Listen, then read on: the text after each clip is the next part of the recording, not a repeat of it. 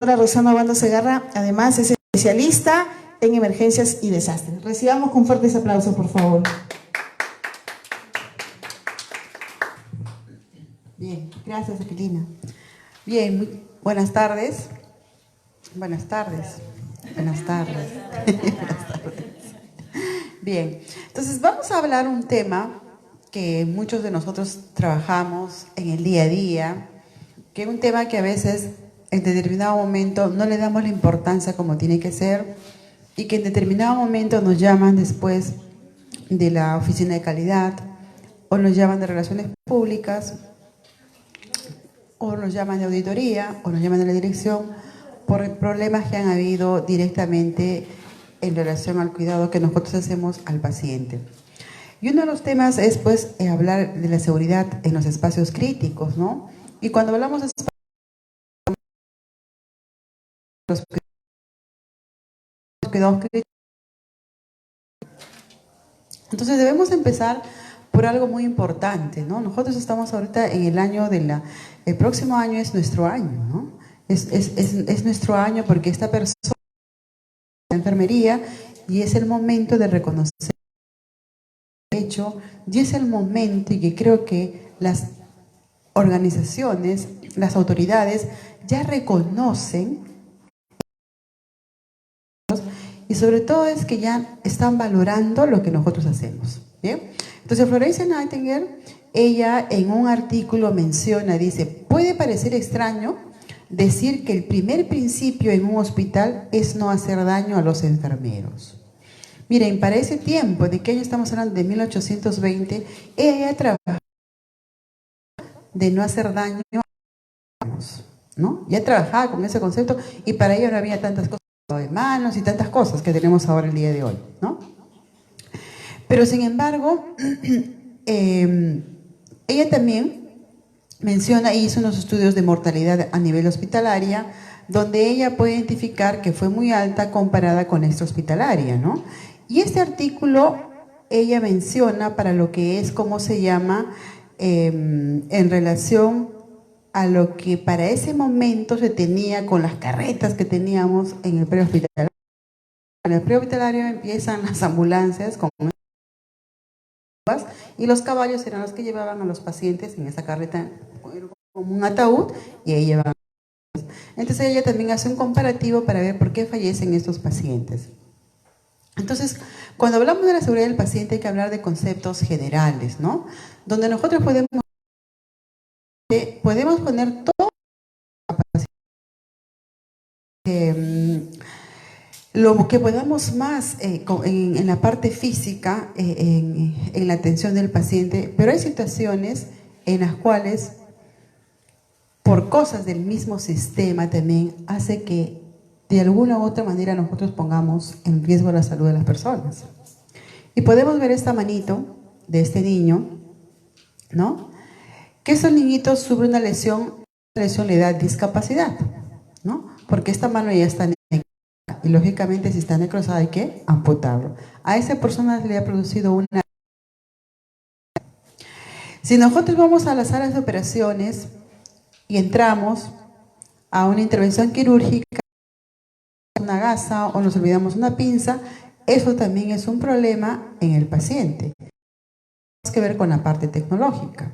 Y finalmente vamos a ver todos los insumos que tiene la organización o que tiene el hospital o los insumos o los procesos que nosotros hacemos como los enfermeros para la atención directa del paciente, que puede generar daños al paciente.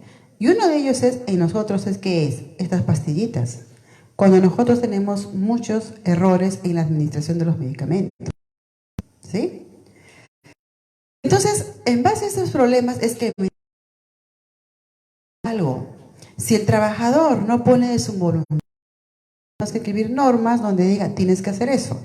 Y si tú, entonces yo te puedo sancionar y te puedo sacar del trabajo, porque no estás cumpliendo con las normas. Que no debería ser, pero en realidad, si no trabajamos así, nosotros no nos ponemos en orden. Dentro de esas normas, miren, todas las normas que hay, de gestión de la calidad, el reglamento de establecimiento de salud, donde atender a los pacientes de la forma más segura, nace la Política Nacional de Calidad. Después tenemos la acreditación en establecimientos de salud, donde en esa acreditación nos exigen que la atención sea de calidad, que los procesos sean enfocados bajo lo que es calidad de atención, y dentro de la calidad de atención tiene que ver la seguridad del paciente, ¿no? Y finalmente tenemos como algo muy importante la Política Nacional de Calidad. Tenemos una política, y si estamos hablando de política es algo macro, que me permite ahí a mí introducir muchos procesos para que el paciente no tenga discapacidades. Miren, cuando hablamos sistema de calidad, miren todo lo que tenemos en la calidad, utilizamos el proceso de la administración. Y hay una parte donde nos dice garantía y mejoras, nos dice la seguridad del paciente. Entonces, cuando yo hablo de seguridad del paciente, debemos recordar que siempre va a estar enfocado a la calidad de atención. Yo no voy a hacer seguridad del paciente porque yo quiera hacerla, no, porque si yo hago unos cuidados seguros, por lo tanto. Entonces, en la parte normativa tenemos esta política, donde la política nos dice gestionar la atención de los pacientes.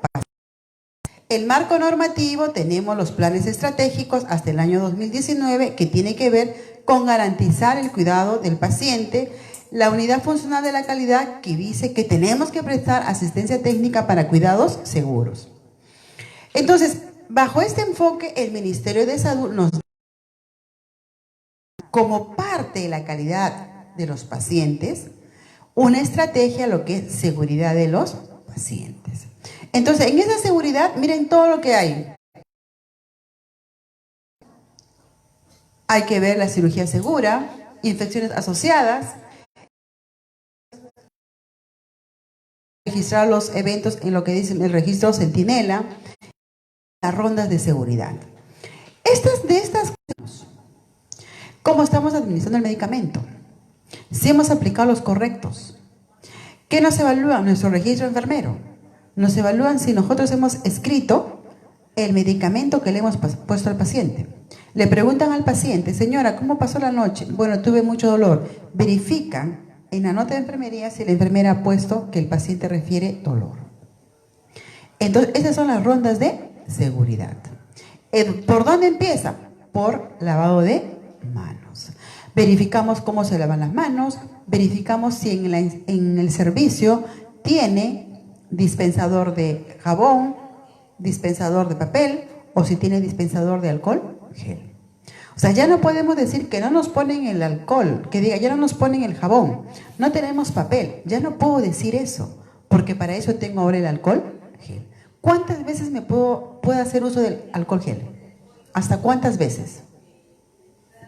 Hasta 5 como máximo, máximo hasta 5. 6 ya no, pero si yo puedo usarlo 4 y de ahí me lavo la mano como tiene que ser, sería mucho mejor, ¿sí? Pero ya no podemos decir, pues, y ya no puede haber que los hospitales tengan tanta incidencia de infecciones intrahospitalarias. ¿Y quiénes producen las infecciones? Nosotras, no el paciente. ¿Quién hace que el paciente se infecte? Nosotros y el mismo hospital.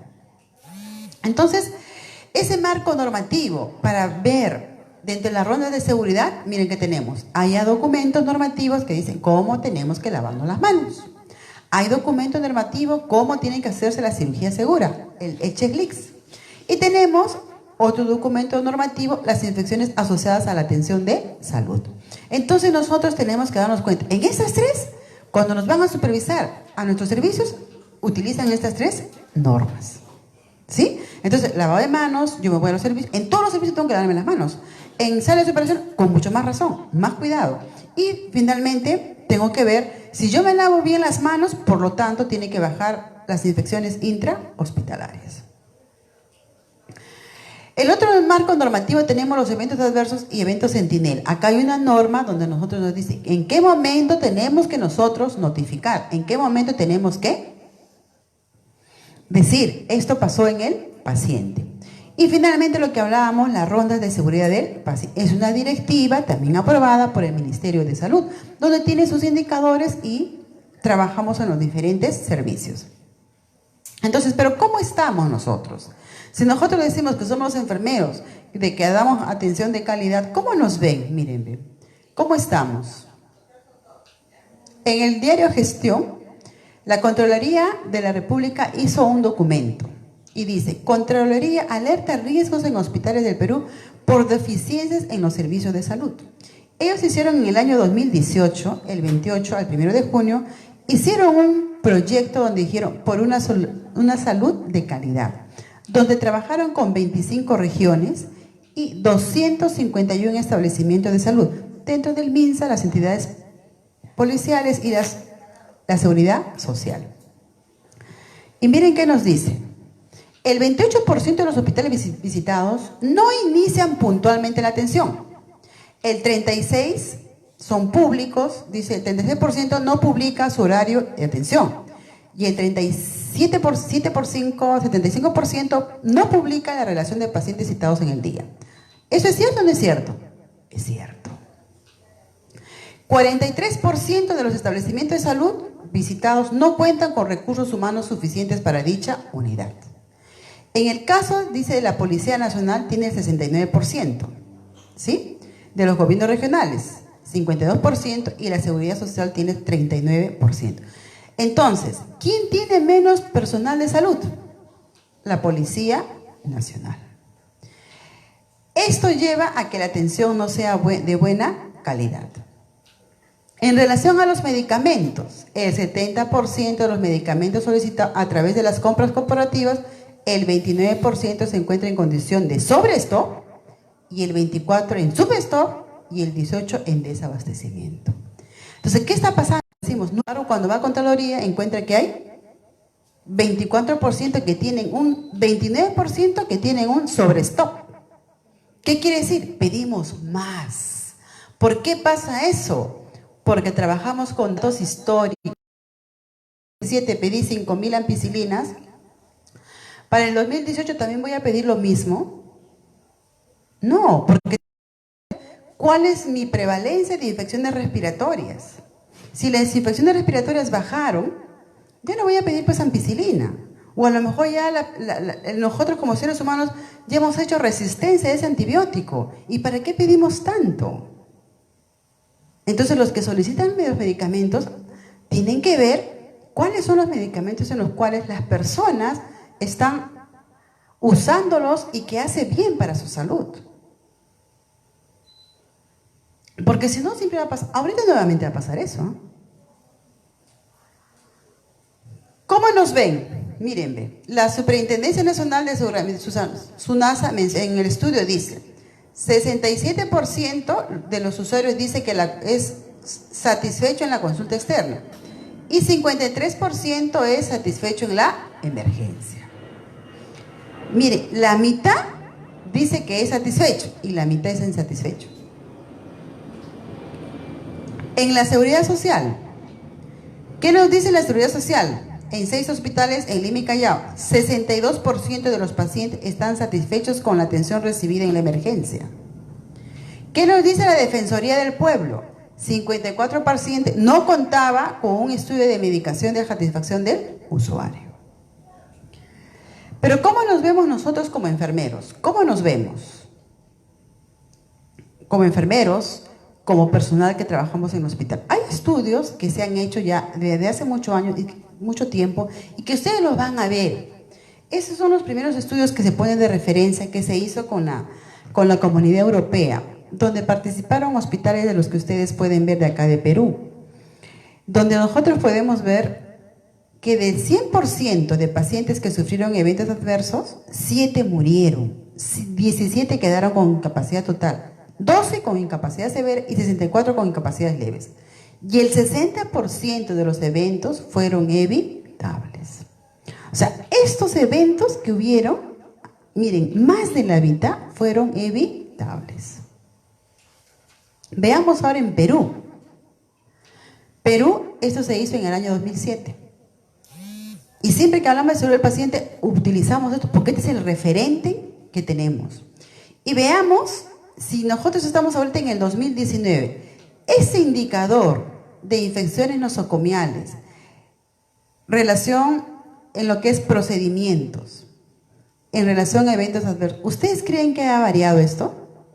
No. Eso no está en la misma cantidad, pero seguimos en rojo, en estos 3 de acá. Porque en estos servicios hay infecciones nosocomiales, hay problemas en procedimientos y hay problemas en diagnósticos. ¿Sí? Entonces, ¿en qué áreas es más esto? ¿En qué áreas? ¿En qué servicios es más esto? Obstetricia y cuidados intensivos. Cuando hablo de cuidados intensivos y afines, quiere decir involucra el servicio de emergencia. ¿Esto ha variado? No. Porque ¿dónde más son las infecciones asociadas a catéteres? En los cuidados intensivos. ¿Dónde es más las infecciones asociadas a catéteres? En emergencia. ¿Por qué? Porque la enfermera no sabe el procedimiento. Sí sabe el procedimiento. ¿Cuál es la falla? La asepsia. Y yo quedé sorprendida, donde hay mayores infecciones asociadas a catéteres, sobre todo por catéter urinario, es en el servicio de emergencia. Se quiere decir que estamos trabajando mal. Entonces, en este estudio nos dice que en el Perú, la evitabilidad de eventos adversos, a través de este estudio, el 31% y el 68% es evitable. Entonces, en razón a eso es que a partir de empiezan a trabajar más en la normativa que les he enseñado, ¿no? A sacar normas, a insistir en el lavado de manos, en la cirugía segura, en hacer rondas de seguridad. ¿Para qué? Para levantar esos indicadores que tenemos negativos como país. Que ahorita actualmente también los seguimos teniendo negativo. ¿Que ha mejorado un poco? Sí. Porque ya somos conscientes que tenemos que lavarnos la mano. Somos conscientes que con el paciente tenemos que tener cuidado en cirugías seguras. Somos conscientes que en el paciente tenemos que darle los procedimientos como tienen que ser. Ya somos conscientes. ¿Sí?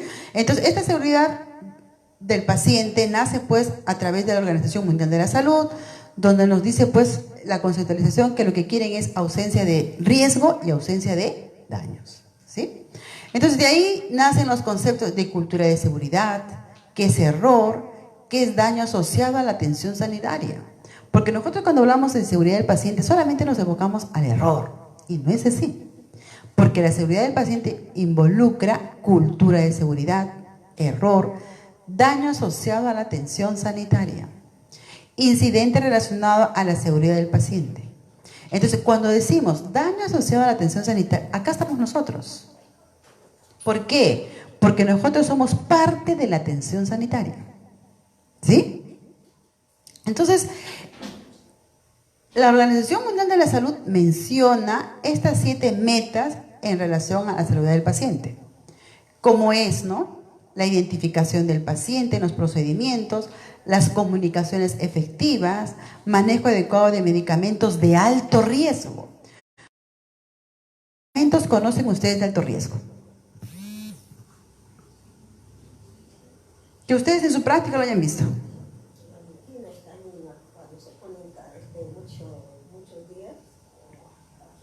Amicacina. ¿Ya? ¿Qué otro más? Tú, dime. Dilo, estamos para aprender. Antibióticos, ¿qué otro más? Por ejemplo, nosotros lo utilizamos como cualquier medicamento, el calium. El calium, el hipersodio son medicamentos de alto riesgo. Y nosotros lo utilizamos, si ustedes revisan la norma de medicamentos de alto riesgo, y ahí van a encontrar una serie de medicamentos. Uno de ellos que a mí me quedó sorprendida fue calium, el hipersodio. También es medicamento de alto riesgo todo lo que es diazepam. Después tenemos los, ¿cómo se llama? Cuando utilizamos para sedar al paciente. Ya me olvidé. Midazolam. El otro, ¿cuál? El fentanilo. Son medicamentos de alto riesgo. Y si me dicen que son medicamentos de alto riesgo y yo estoy trabajando con seguridad del paciente, entonces esos medicamentos deben estar custodiados. ¿Y en nuestro hospital están custodiados? No, porque lo tenemos como un medicamento más. Entonces, cuando uno va a hacer la supervisión, evalúa, ¿no? Usted custodia los medicamentos de alto riesgo y yo veo que ahí en todos los pisos, en todos los coches de medicamentos de medicina, están ahí todo. Entonces, ¿qué pasa? Cuando uno no tiene en custodia esto, o cuando uno utiliza el medicamento, hay que botar lo que queda. No hay que guardarlo. Y les voy a poner un ejemplo. En un hospital X, en neonatología, como ahí se utilizan microdosis, abren una ampollita de calium y preparan para los electrolitos del paciente. Y lo dejan tapadito con su dextro, ¿cómo le dicen? Con su gasita o le ponen a veces para. Entonces, cuando viene el enfermero de otro turno, viene y prepara el medicamento.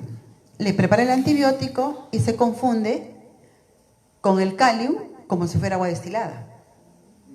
Entonces al niño le prepara eso, le pone por vía endovenosa y el niño hace paro cardíaco y el niño fallece. Entonces la enfermera dice, no, yo no fui porque yo le preparé. Entonces cuando se comunica, esa es una muerte por negligencia. Entonces cuando hay una muerte por negligencia, sobre todo en neonatología, se hacen los estudios de causa raíz, ¿no? La causa raíz. Entonces, ¿qué hace calidad? Va y empieza a investigar. ¿Cómo fue?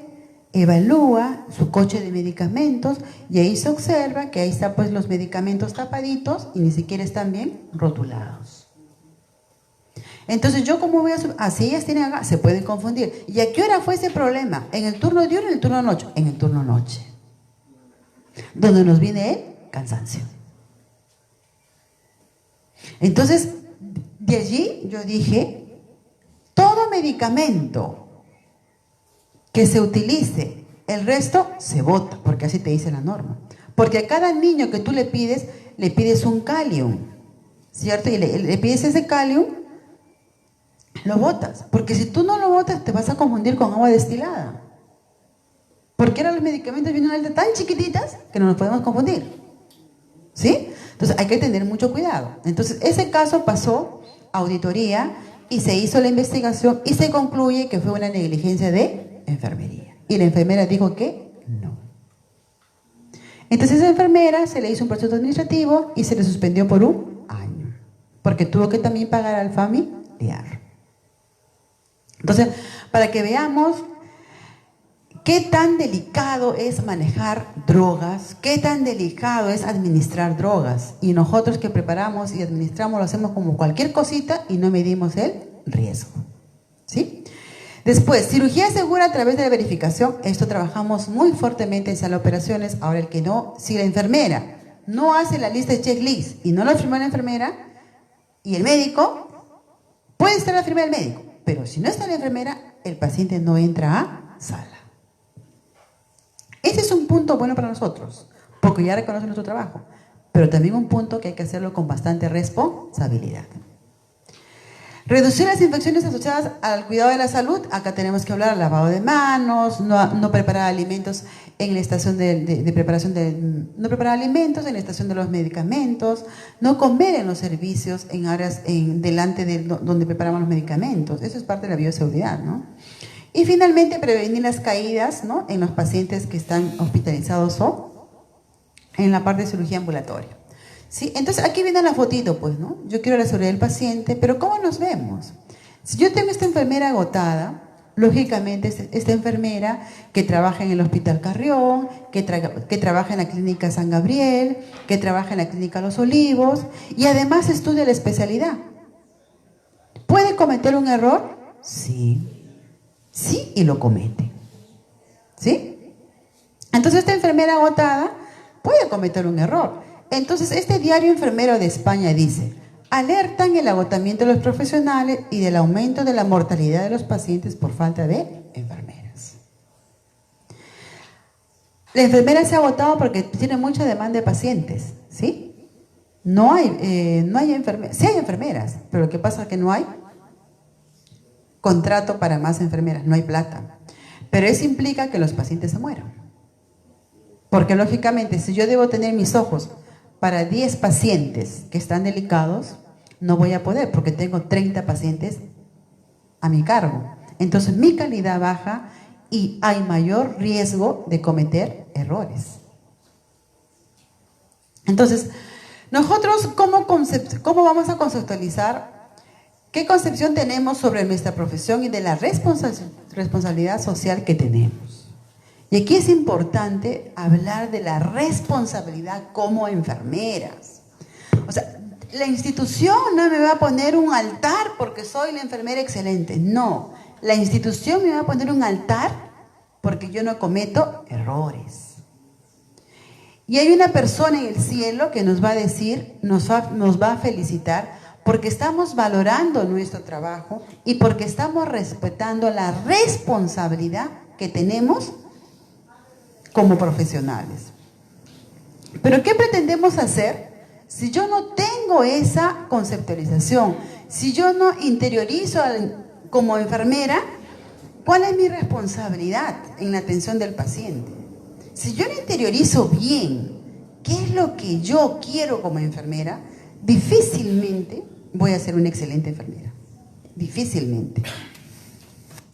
Entonces, ¿cuál es el reto en este mundo globalizado? Miren todo lo que nos dice esto.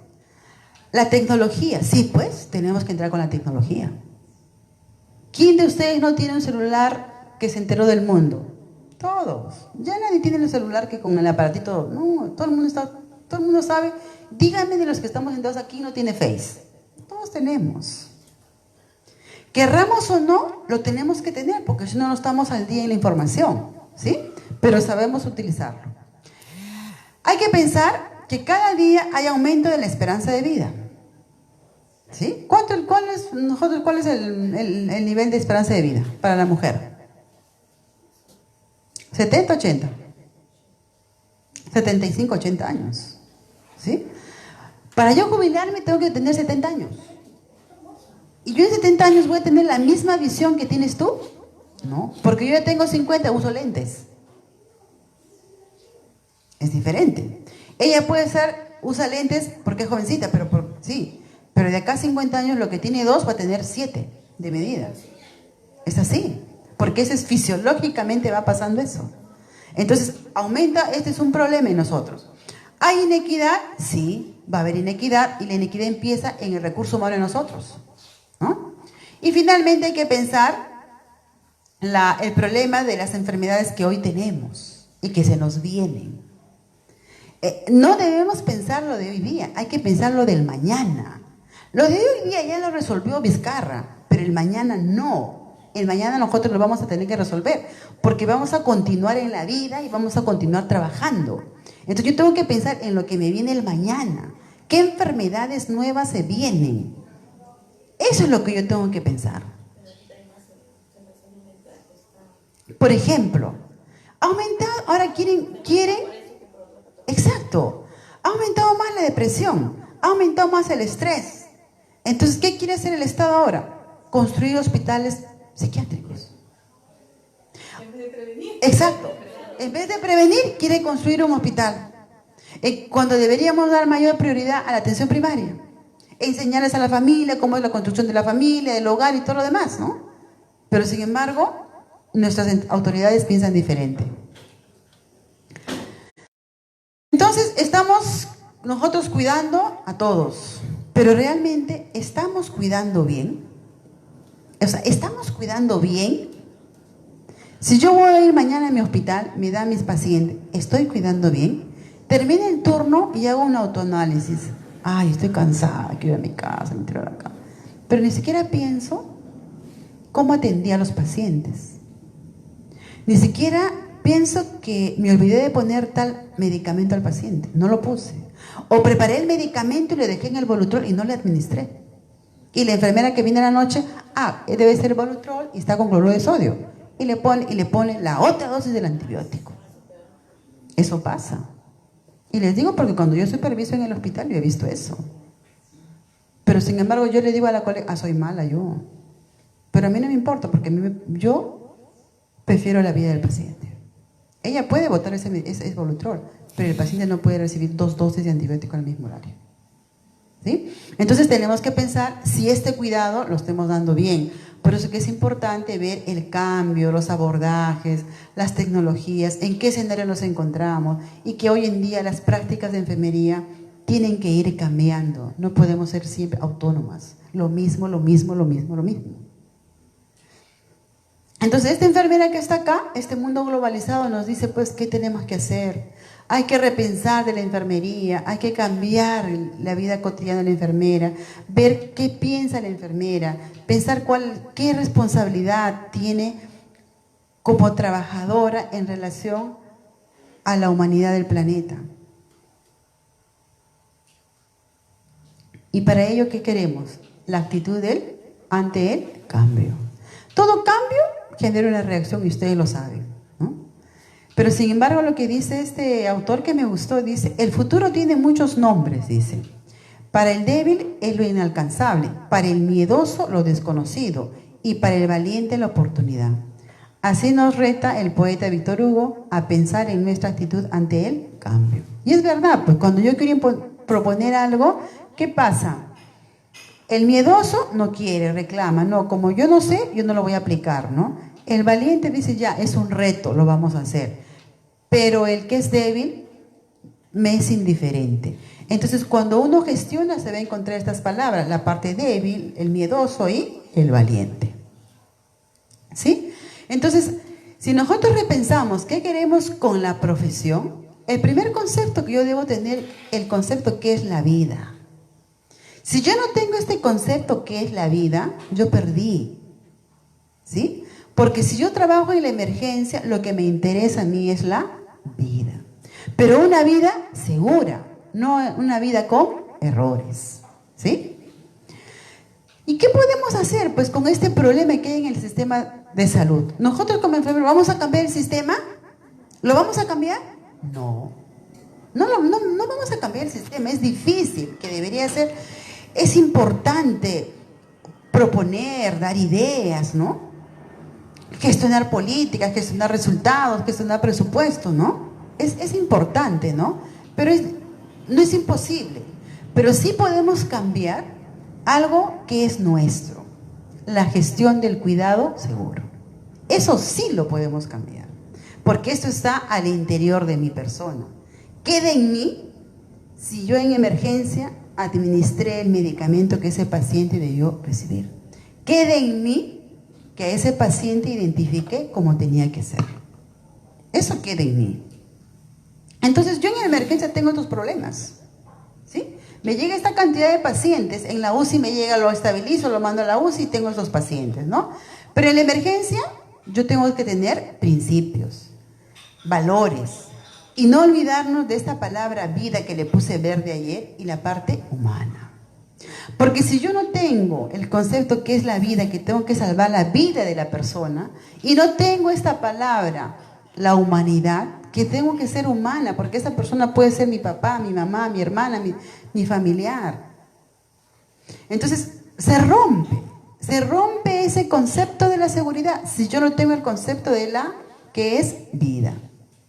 Entonces, si yo no tengo eso, no voy a dar un cuidado seguro. Pero si yo cumplo con estos principios que nos pide el CIE, que nos pide la OMS, que nos pide todas las instituciones, entonces yo voy a dar un cuidado seguro y humano. ¿Sí? Entonces, el cuidado de la vida es más preciado regalo que nos ha dado Dios, como nos dijo Florencia Naiteli al inicio. Pero miren lo que pasó en el Hospital Carrión. Su madre murió e hijos denuncian que Hospital Carrión les entregó cadáver equivocado. Hospital Carrión entregó un cadáver equivocado. ¿Qué opinan de eso? ¿Cuál fue la falla? ¿Desde dónde la falla? Hay que hacer estudio causa-raíz. A lo mejor la falla es desde el momento que fallece el paciente, la enfermera identifica al paciente y le puso otro nombre. Puede ser que esté bien, la enfermera identificó bien al paciente, pero cuando llega a patología, la persona que entrega, le entregó a otra persona. Entonces, esta persona que falleció, ¿no tiene un derecho? Sí. ¿Qué derecho tiene? A la dignidad. A la dignidad. Claro, no porque está muerto, ya no tiene vida. Sí, pues no tiene vida. Pero sus familiares sí tienen un derecho, porque falleció. falleció y tiene derecho porque yo tengo el dolor de haber perdido a mi familiar. Entonces, por lo tanto, la institución tiene que preocuparse por el dolor y el duelo que tienen los familiares. Entonces, este código de ética que nos dice el Consejo Internacional de Enfermeras afirma que las enfermeras tienen 4 deberes fundamentales, como es la salud, promover la salud, prevenir la enfermedad, restaurar la salud y aliviar el sufrimiento. No porque murió, ya pues se murió, no. ¿Ustedes creen que ese familiar que se llevó a otro, que la estuvo velando como 5 horas y que no era su familiar, ¿les parece justo? No. Entonces, para que no pase esas cosas, es importante el trabajo en equipo. Y en emergencia tenemos que trabajar en equipo. Si no trabajan en equipo, los procesos fallan. Y si los procesos fallan, va a haber errores. ¿La comunicación es importante? Sí. Y hemos hablado de lo que les he comentado de los niños en neonatología en un hospital X con lo que pasó con el cálido. ¿Sí? Entonces es importante, si yo salgo de turno, me olvidé, pero para eso está por lo que escribimos. ¿Qué no le puse? ¿Sí? Porque a veces cuando entregamos el turno no recordamos todo, porque ya estamos cansados. Pero si yo le escribí que le administré, entonces mi colega que llegue la noche verifica y se da cuenta que le administró el medicamento. ¿Sí?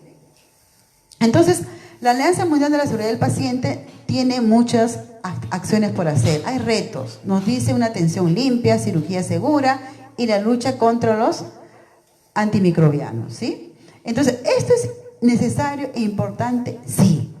Porque nos dice atención limpia, atención segura. Y cuando me habla de atención limpia, yo tengo que pensar, lo primerito que nos ponen, ¿qué es? Lavado de manos. Las infecciones relacionadas a los catéteres y la falta de personal también es un problema. ¿Sí? Pero yo ¿de dónde voy a incidir? En lavado de manos. Me pueden faltar enfermeras, colegas. Sí me va a faltar, yo no puedo mentir. Pero porque me falte, tampoco no quiere decir que no me lave las manos. ¿Sí? ¿Bien?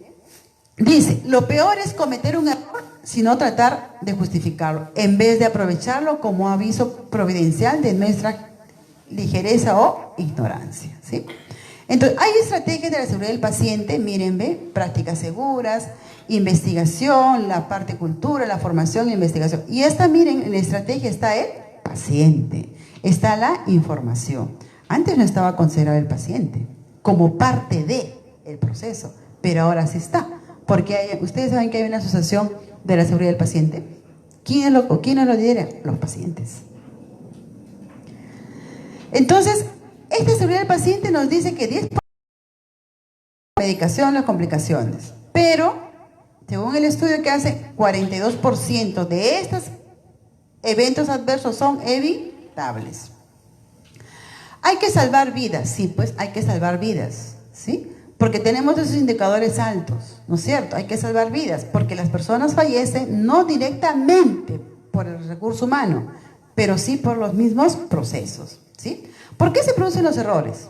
Fallas latentes, puede ser la organización, la misma gestión, otra es las condiciones de trabajo, lo que hablábamos, ¿no? Sobrecarga de trabajo, todavía no está bien definido las tareas, hay formación insuficiente en nosotros, sí, tanto en pregrado como en posgrado, fallas en la comunicación, hay equipos obsoletos, hay un nivel de automatización que la enfermera se aprendió que así es A, B, C, D y ya no quiere salir del A, B, C, D, sigue con lo mismo y las cosas cambian, ¿sí? Hay incorrecto mantenimiento de instalaciones, insuficiente estandarización de procesos, ¿no?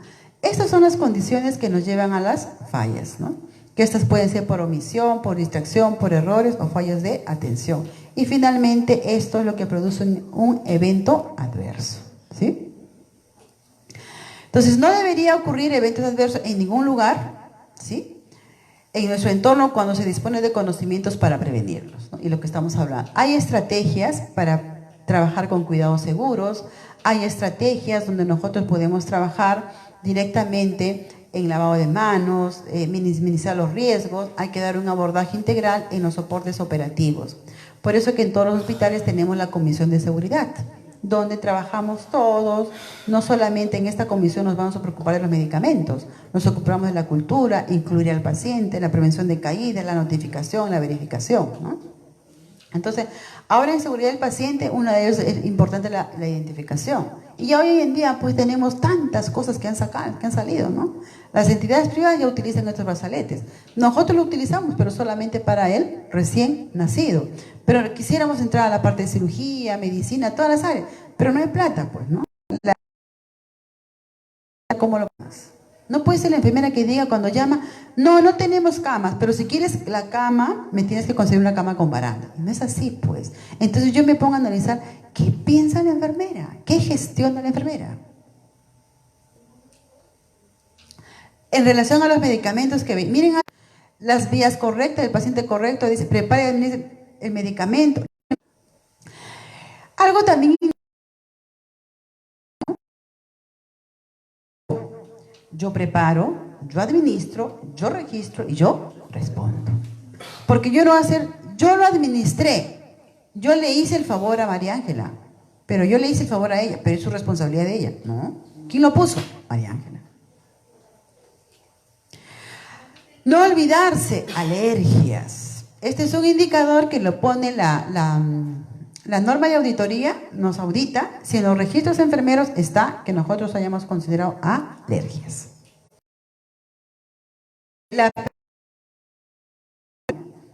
Sobre todo la lista de cirugía segura.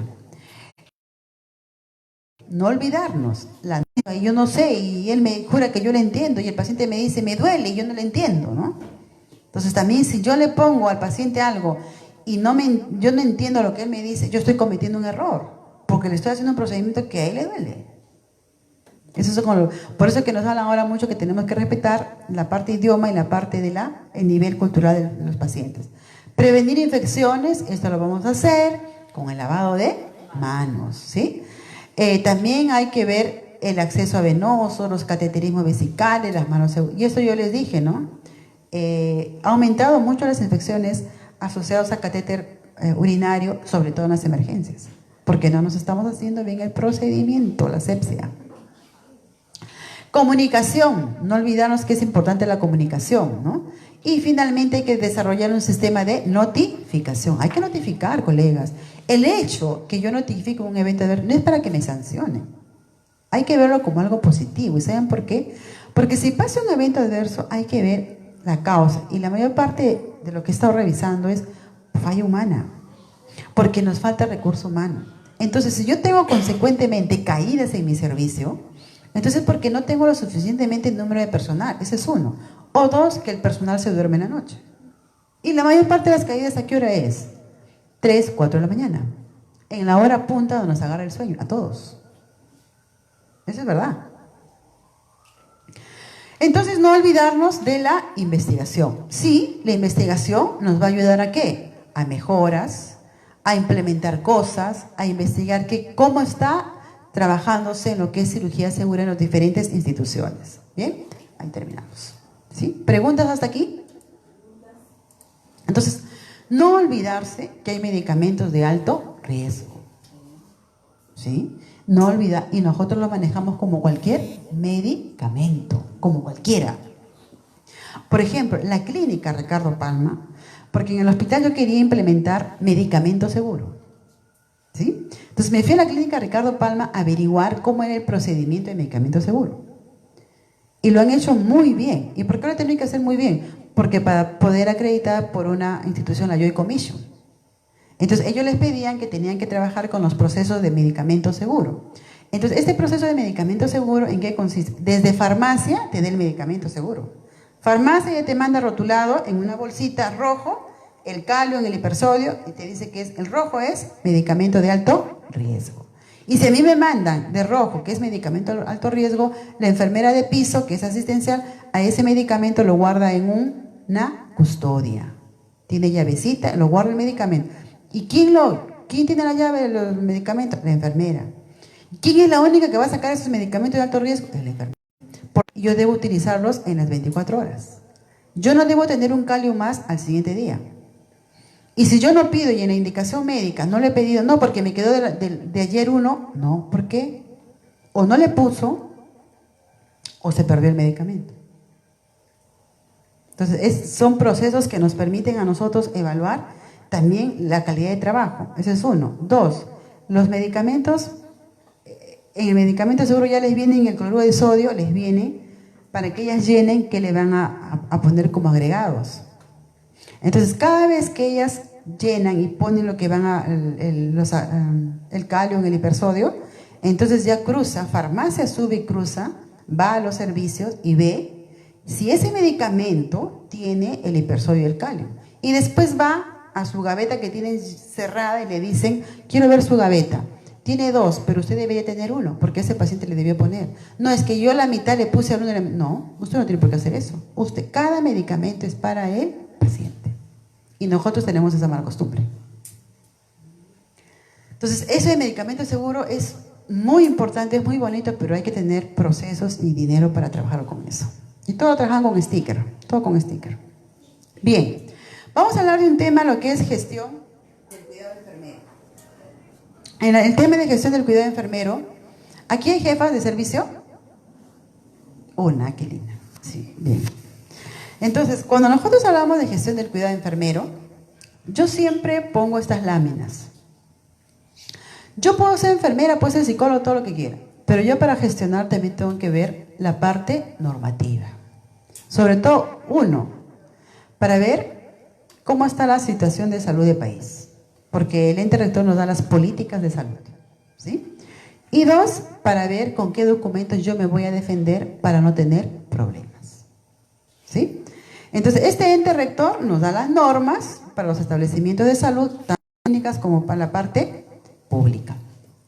Entonces, cada establecimiento de salud tiene su organigrama, ¿no? Y en ese organigrama está el departamento de enfermería. Porque si no estuviera en el departamento de enfermería aquí, entonces no existiríamos en los hospitales. Entonces, ese departamento de enfermería es una unidad estructural, administrativa, que ¿cuál es su objetivo de esta unidad? Organizar el cuidado enfermero. Quiere decir que el departamento de enfermería tiene la función primordial de organizar el cuidado enfermero, ¿sí?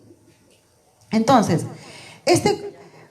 por lo tanto, si nos dice que yo tengo que organizar el cuidado enfermero, por lo tanto, la que va a gestionar tiene que tener competencias y funciones enfocadas al cuidado. ¿Es cierto o no es cierto?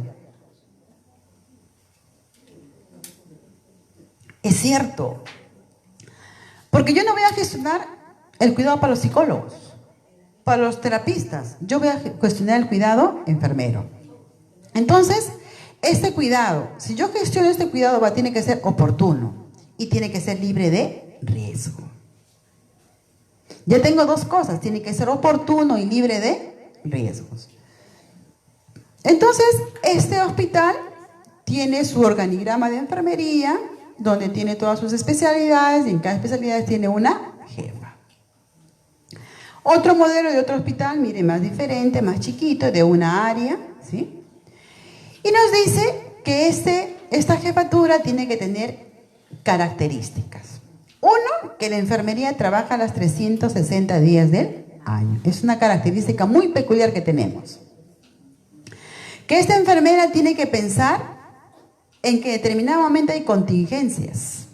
Y una de las contingencias es, por ejemplo, que me falte 10 enfermeras en un turno. Es bastante. Que me falten 10 enfermeras en un turno es bastante. ¿Qué hago? ¿Qué hago? Retén. Entonces ahí viene la contingencia, ¿sí? Esta jefa tiene que organizar el departamento de enfermería, ¿no es cierto? Tiene que darle un orden, tiene que darle una estructura y tiene que darle una formación. ¿Cómo quiero gestionar yo mi cuidado en este hospital? Le tengo que ordenar una estructura. ¿Cuántos bracitos voy a tener? ¿Cuántas jefaturas? Y a esas jefaturas les voy a poner competencias para hacer una gestión del cuidado. Entonces, hay un reglamento, el Decreto Supremo 212 del año 2015, donde nos dice el concurso para las enfermeras para acceder a enfermeras, jefas, supervisoras de nivel 2 y nivel 3, coordinadoras y supervisoras, o su equivalente, como menciona el Ministerio de Salud, organismos públicos y gobiernos regionales. Donde nos pide acá cómo debe de ser la estructura del plan de gestión que la enfermera jefa debe presentar. Ya nos está diciendo la estructura. Por lo tanto, si yo decido ser jefa de un servicio, yo debo tener competencias. Entonces, para esas competencias, yo debo pensar, si yo voy a ser jefa, ya no debo pensar en el ayer. ¿Pensaré en el hoy? Si voy a ser jefa, no, yo debo pensar en el mañana. Yo debo pensar, si voy a ser jefa, debo preocuparme por el mañana. Por eso ven al muñeco que se agarra la cabeza porque no sabe qué hacer. Lo de hoy, ya está, pues ya lo solucionamos. Pero mañana no. Ese es el problema, ¿cómo pienso para el mañana? ¿Sí? Entonces, tenemos que tener en cuenta lo que hemos conversado, que el cuidado enfermero ha evolucionado. Que tenemos algo que nos respalda en el cuidado enfermero, que es el método científico, que es nuestro proceso de atención de enfermería, ¿no? Y que este proceso nos permite tener un desarrollo científico y tecnológico. Pero ¿qué vemos acá? Ustedes, yo aquí veo, ¿aquí lo puedo ver? ¿No? ¿Y qué generalmente nosotros hacemos cuando queremos trabajar, cuando queremos hacer algo? Siempre trabajamos para lo que vemos. Siempre trabajamos para lo que vemos, ¿no? Yo veo eso, pero no trabajo nunca para lo no visible, ¿no? Si yo veo, todos los días veo que las enfermeras llegan tarde, todos los días veo que llegan tarde, pero no veo por qué llegan tarde. No analizo por qué me están llegando tarde todos los días, qué está pasando. Y siempre hago mi plan de gestión para que llegan tarde. Pero nunca hago mi plan de gestión buscando por qué llegan tarde. ¿Sí? Entonces, yo en lo no visible debo pensar, si estamos hablando para el cuidado de salud, debemos pensar que yo debo pensar en la prevención y en la innovación. Olvídense de esto. Ya, pues ya está hoy día, pero debo pensar en esto. ¿Sí? Y esto nos va a permitir una buena conducción si yo trabajo con esto. 20% puede ser esto, pero mi 80% va a ser esto. Porque esto me va a dar mi continuidad. Y esto me va a dar mi continuidad para ver si yo sigo de jefa. Porque a lo mejor al año me evalúan mal, porque solamente pensé en el día a día. ¿Sí? Entonces, la gestora del cuidado dice que tiene la responsabilidad de conducir al equipo de salud en el logro de los objetivos naturales dentro de la prestación de salud. Tiene una responsabilidad, y tiene una responsabilidad dentro del área que va a trabajar. Pensar que yo como gestora no solamente voy a pensar en el adulto mayor, yo tengo que pensar en el componente integral. Debo pensar en la promoción de la salud. Y que a lo mejor mi fuerte sería trabajar más, de acuerdo en qué nivel hospitalario estoy. ¿Sí? Por eso nos dice que cada medida que tomes, porque uno siempre tiene que pensar que va a ser jefe, uno no siempre debe pensar que voy a ser asistencial, uno siempre tiene un horizonte, y el horizonte se lo da cada uno mismo, ¿sí? Entonces ese horizonte tiene que pensar, cada medida que tomes y cada estrategia que planees, modela el tipo de gestor que puedes ser. Cada cosa que ustedes decidan hacer y cada estrategia que consideren va a permitir evaluar qué tipo de gestor es. ¿Qué busca un gestor? ¿Buscará todo esto? Sí. Puede buscar protagonismo, puede buscar integración o puede buscar contribución. ¿Sí? Por ejemplo, muchos entramos por protagonismo. Yo quiero ser jefa y ya, pues yo he sido jefa. Y está hablando la jefa del departamento. Ella es jefa, es protagonismo. Pero esa jefa yo voy a evaluar si trabajó en equipo. Yo voy a evaluar si esa jefa trabajó en la parte social, ¿no? Entonces, si yo ¿qué busco un gestor? Yo busco las tres cosas, ¿sí? Pero, ¿cómo podría ser un buen gestor? Hacer uso de la planificación, contar con un plan donde ordenemos qué cosas voy a hacer este año y las voy a cumplir. Y no esperar que pasen los 3 años y 5 meses o 6 meses que va a terminar mi gestión recién querer hacer todo lo que no he hecho en 2 años y medio. No, está bien, pues. Y eso nos pasa. Empezando en nuestros presidentes, ¿no? Después, tener al detalle lo planificado, ¿qué les va a permitir? Medir resultados, ver qué cosas fueron bien y qué cosas no están bien para poder replantearlas, ¿sí? No olvidarse, es bueno designar responsabilidades, ¿sí? Porque a veces nosotros como asistenciales decimos, no, eso le corresponde a la jefa. A mí no me corresponde porque yo no soy la jefa, ¿no? Pero ambas tenemos responsabilidad. Yo como enfermera asistencial y ella como jefa. Pero la jefa también nos va a dar responsabilidades. Y el dar responsabilidades, ¿qué nos va a hacer? Deberá dar cuenta de las... ¿Qué? Si yo le doy a ella que controle al personal, le estoy dando una responsabilidad, ¿sí? ¿Pero qué le permite a ella? Empoderamiento. ¿Qué le permite a ella? Que está aprendiendo. Entonces, una jefa cuando delega responsabilidades es bueno. ¿Por qué? Porque estamos formando escuelas, estamos creando escuelas de gestoras. La jefa que no comparte con eso y que todo es para ella, no es bueno, porque no estamos creando gestoras en los servicios de salud. Por eso es que nadie quiere ser jefa, porque no aprenden o no les permiten o no hacen que las enfermeras asistenciales se involucren en la gestión. Después, hay que sincerar los productos. Sí, pues, si en el plan yo puse, voy a hacer 30 capacitaciones y finalmente no las pude hacer por X cosas, podría decir, llegué a hacer 10, pero por estos motivos no llegué a hacer las 30. No, yo no voy a inventarme más. ¿Y saben por qué? Porque cuando uno revisa los indicadores, ve qué tipo de indicadores son y te das cuenta, imposible que en 3 años hagas 30 capacitaciones, cursos. Es difícil. ¿Tienes plata? No tienes plata. ¿De dónde vas a hacer 30 cursos? ¿Sí? Entonces, hay que medir los resultados con estándares de atención y conocer los criterios de medición. ¿Sí? ¿Nosotros tenemos estándares? Sí, sí tenemos. ¿Tenemos indicadores de medida? Por supuesto que tenemos. Y no me los invento yo. Tenemos los indicadores del Ministerio de Salud, que salieron en el 2001, que son los únicos que actualmente nos avalan. Y tenemos los indicadores de gestión del cuidado, que los sacó el Colegio de Enfermeras en el año 2008. Y que estos indicadores estén basados en proceso, estructura y resultado. Los indicadores que nos da el MINSA, miren que está, registro de enfermero, calidad del registro de enfermero, ¿sí?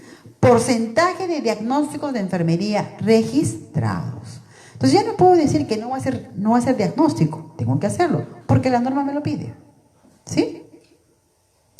Los indicadores de gestión del cuidado que nos da el Colegio de Enfermeras, ¿no?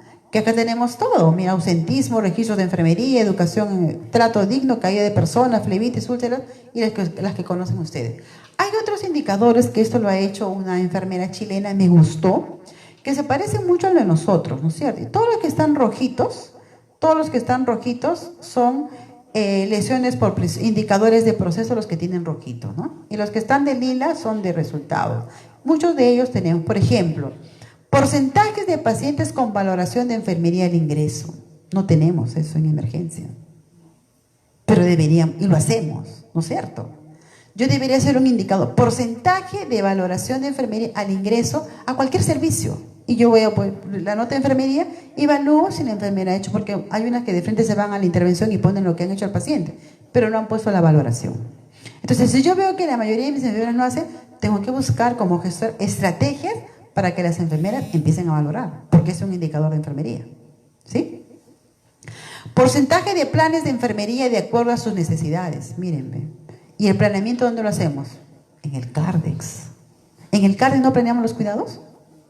Sí. ¿Dónde planean los cuidados ustedes? En el CARDEX, por eso que el registro enfermero es el CARDEX de nosotros. En el CARDEX yo planifico mis cuidados, pongo si le voy a curar, si le voy a hacer cambio de posiciones, si le voy a poner el catéter, si le cambio el catéter, no le cambio el catéter, si lo nebulizo, no lo nebulizo, si debe ir a historia clínica, si debe de ir a laboratorio, si debe ir a rayos X. ¿No es cierto? Es parte, el CARDEX es parte de mi planificación de los cuidados. ¿Sí? ¿Bien? Entonces, porcentaje de pulsera de identificación con 2 identificadores. Los EPP, y así vamos viendo, me interesó estos de aquí. Tasa de autorretirado o retiro involuntario de pacientes de dispositivos médicos, ¿no? Hay situaciones en las que los pacientes nos dicen a nosotros que ya no quieren que le pongan más procedimiento o que lo extuben al paciente, ¿no? Entonces, eso es un indicador que podría incorporarse. Pero, ¿cómo voy a gestionar este cuidado? En dos cosas: basado en parámetros establecidos y reconociendo las herramientas que tenemos que utilizarlas, ¿sí? Entonces, la reforma nos pide posicionamiento en enfermería. Nos pide la reforma, ¿sí? Entonces, este posicionamiento de enfermería nos va a permitir a nosotros posicionarnos mejor en la práctica clínica a través del proceso enfermero, ¿sí? Entonces, este proceso, que ya lo conocemos, a través de la valoración y todo lo demás, entonces, esta gestión del cuidado nos permite a nosotros ya no trabajar con el modelo automático, lo que siempre hacemos todos los días, lo que decíamos en el día a día. Debemos pensar en un modelo responsable y de un nivel de profesional. Si yo hago mi plan de gestión bajo este modelo de responsabilidad y bajo mi conceptualización, que es gestión del cuidado, entonces me va a permitir interpretar las necesidades inmediatas del paciente, lo que necesita para la calidad de atención de enfermería. Entonces, ¿de qué va a depender? Porque me dijeron que haga la gestión del cuidado para el siglo XXI. Entonces, ¿de qué va a depender si yo hago mi plan de gestión para el siglo XXI? ¿Cómo lo voy a hacer? Yo tengo que pensar, ver el marco estratégico de país. No puedo hacer un plan de gestión si yo no evalúo el plan estratégico de país, ¿sí? Entonces, cuando yo evalúo plan estratégico de país, ¿qué me interesa ver? La pirámide poblacional. Y quedaba anteayer sorprendida cuando buscaba información para ustedes. Miren, nosotros estamos 2010, estamos acá para el 2020. Miren qué pirámide nos espera para el 2030. Y miren qué pirámide les espera a las jóvenes para el año 2050. Miren cómo ha ido cambiando la pirámide poblacional. Y miren, ¿acá qué vamos a tener? ¿Más niños? No. Miren, aquí vamos a tener menos niños, pero vamos a tener más adultos mayores, ¿no? Y es lo que estamos viendo ahorita. ¿Cómo están nuestros hospitalizados? Tenemos más pacientes gerontos. Entonces, de aquí a 50 años vamos a tener casi igual. Altos niños, altos adultos maduros, altos jóvenes, y vamos a tener menos de 70, 80 años. Entonces, mis cuidados tienen que ir enfocados para acá, para aquí, no para acá. Entonces, mi gestión del cuidado va a cambiar. Si antes era que me preocupaba por el niño, ya no me voy a preocupar por el niño. Me tengo que preocupar por el adulto y el adulto mayor. Tengo que gestionar mi cuidado para ese tipo de población que me espera para estos años. Miren, ve cómo está la mortalidad materna en país. Estamos para el 2019. Miren, ve. Esto ha sido causas por qué se mueren los pacientes. Y acá en otras causas indirectas tenemos infecciones urinarias, ¿sí? Pero acá tenemos enfermedades del sistema respiratorio, cardiovascular, cerebrovascular, enfermedades neoplásicas, enfermedades, infecciones parasitarias y lesiones por autoagresión. Pero miren, ¿ustedes ven de año a año que está bajando? No, porque nuestra mortalidad materna sigue siendo un indicador alto de país, que estamos peor que Bolivia. Bolivia tiene mejor indicador de mortalidad materna. Miren, lo que ustedes habrán escuchado, la obesidad en niños menores de 5 años. Y llama la atención que esta es la parte rural y esta es la parte urbana. Quiere decir que ¿dónde hay más gorditos? En la urbana. Entonces, ¿quiénes tienen mejores hábitos de vida saludables? Lo rural. ¿Quién tiene malos hábitos de vida saludable? La zona urbana. Y esto estamos hablando para el 2014, ¿sí? Y si yo voy a hablar acá, mírenme, acá dice sobrepeso y acá dice obesidad. Sobrepeso en la parte urbana, ¿sí? Y obesidad. ¿Dónde están más en sobrepeso? En la parte urbana y obesidad. Y en la parte rural vemos que tanto en sobrepeso y obesidad es bajo. Entonces, miren cómo está este indicador y lo que nos espera para más adelante. Entonces, ya pensemos en que vamos a tener más niños hipertensos, vamos a tener más niños con problemas renales y vamos a tener un buen número de pacientes con diabetes. Y acá, este es obesidad. Esta es lesiones producidas en el tránsito. Acá tenemos, conforme iba pasando los años, para el año 2018, vamos que ha aumentado la mortalidad por accidentes de tránsito. Y aquí tenemos los casos acumulados de infecciones por VIH. Miren cómo ha aumentado el VIH. Para el 2018, cómo ha aumentado. Y estos son casos notificados de SIDA, que son casos positivos. Entonces, esto ya no es una enfermedad rara para nosotros, ¿no? Porque ya la tenemos. Ahora es una endémica. ¿Sí?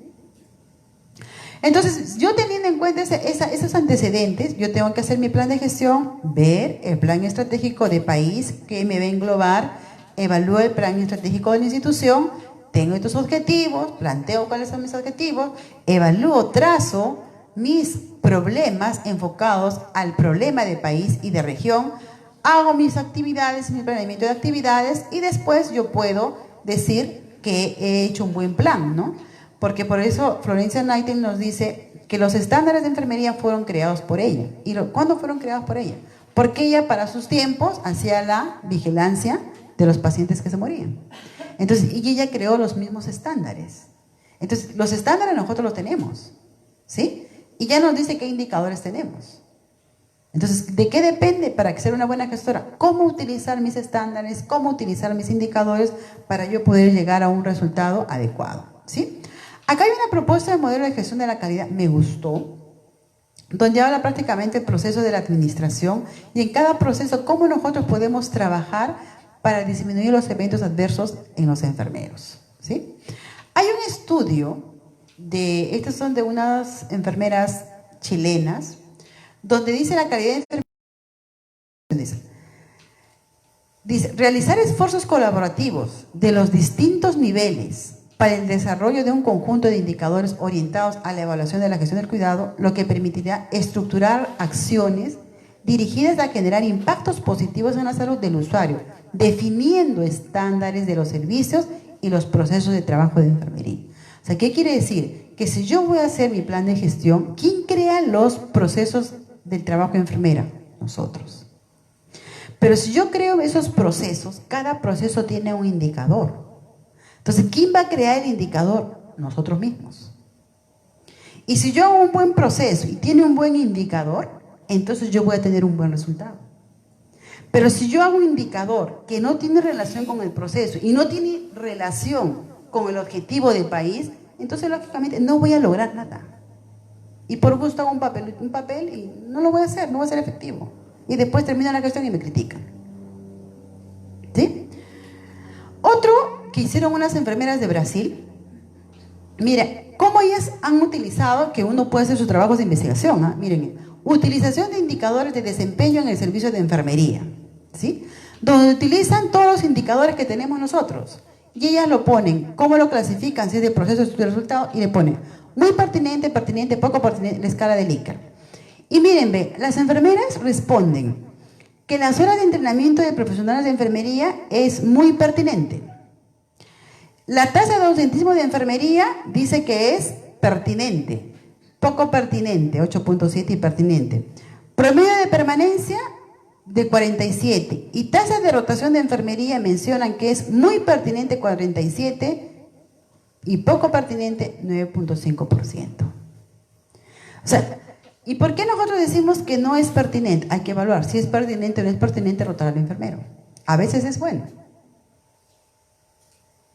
Entonces ellas mencionan que los indicadores adoptados por el servicio de enfermería están en concordancia con el que es utilizado mundialmente y son conocidos, aceptados por el grupo de enfermeros en lo quien se refiere a su importancia para analizar el resultado de desempeño. Los indicadores, tanto de contenido como de proceso asistencial, como los de contenido gerencial y de evaluación de resultados, deben ser utilizados para reevaluar, planificar y reorganizar las actividades de enfermería.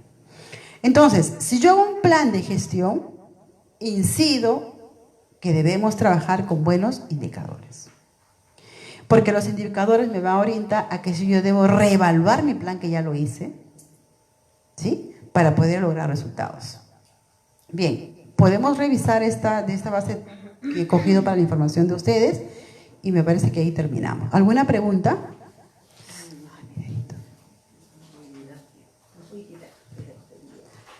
Es que yo creo que ya no podemos decir la pólvora, yo no puedo inventar la pólvora, porque la pólvora ya está inventada, ¿sí? Yo creo que aquí lo importante es buscar las estrategias, los modelos, cuál es el mejor modelo para gestionar. Y cada modelo es importante. Yo puedo utilizar modelos del Hospital Carrió, modelos del Hospital Loaiza, modelos de diferentes. Pero lo importante es, yo puedo copiar ese plan, pero lo importante es cómo lo ejecuto, cómo lo implemento. Porque si uno va a los concursos de gestión, encuentra los mismos planes. ¿Por qué? Porque yo lo bajo del hospital tal, me lo bajo y lo copio. Pero ¿cuál es el problema? Cuando en mis 3 años digo, pucha, yo puse esta actividad y este indicador, cuando realmente no lo puedo hacer. Entonces es mejor trabajar con lo que tiene cada institución. Creen ustedes su propio modelo, no lo copiemos. ¿Sí? Bien.